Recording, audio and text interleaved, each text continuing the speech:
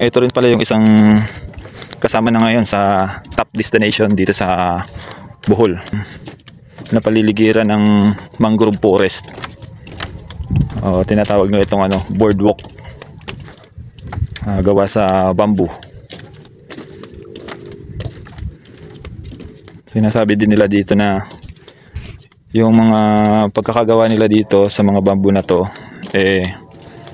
hindi nila ginamitan ng pako. So ito naman, puro nylon yung ginamit nila. Ayan.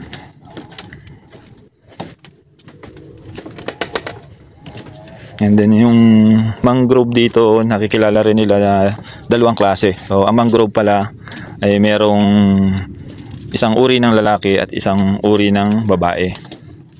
Ito naman dito, pagdating dito, ito na yung ito pala 500 meters simula dun sa entrance hanggang dito sa pinakadulo. At itong pinakadulo ng ito yung pinupuntahan tuwing hapon para makita yung sunset view. Ito yan. Yan yung sunset view dito.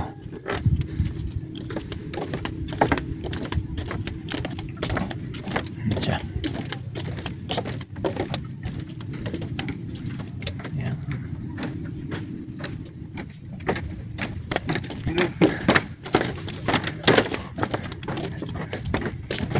Itong restaurant nila at saka itong area na to, nag-o-open din sila dito alas 4 ng hapon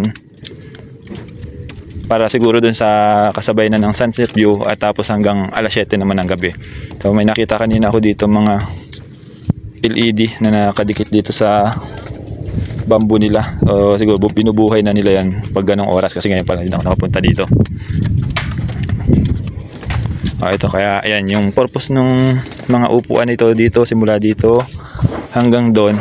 Yan, ibig sabihin kung sobrang dami ng mga guests nila dito o yung mga turista na nagpupuntahan, ito yung ginagamit nilang area.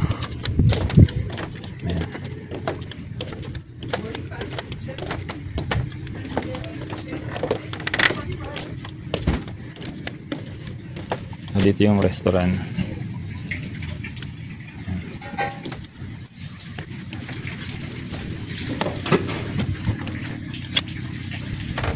Pag pupunta rin ka dito, bawal manigarilyo. Sigurado pag bawal manigarilyo, sigurado bawal din no vaping, no smoking. Yan.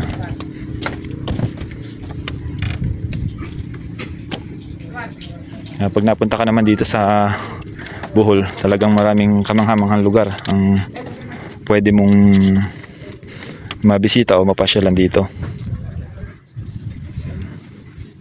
Yeah.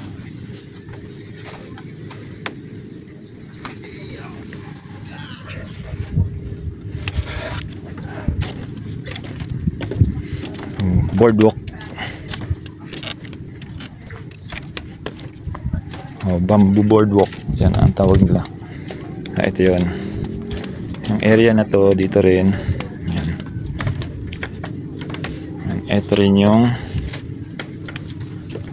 pinupwestuhan tuwing dumarating ang hapon at naghihintay ng sunset view. Yan.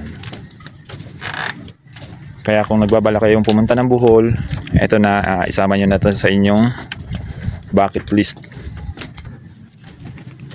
North Senvilla Boardwalk. So matatagpuan naman to dito sa Panglao. Panglao, Bohol. Ayan, ito. Sa ganitong oras ko, konti pa lang naman yung nagpupunta. Pero may mga waiting na.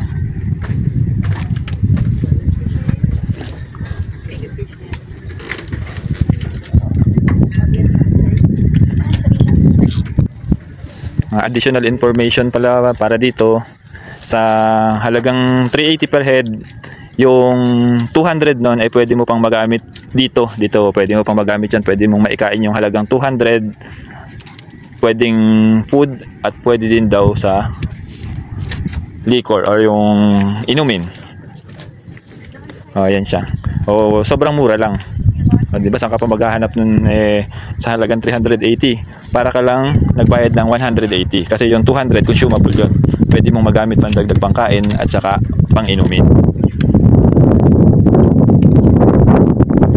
So, sa binayaran mo na yun na 380, syempre kasama na rin yung usage ng kanilang swimming pool. Mamaya din naman makikita niyo yung swimming pool. Syempre isa na rin kami sa gagamit ng swimming pool mamaya.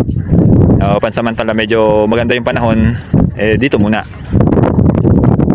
malapit ng hangin.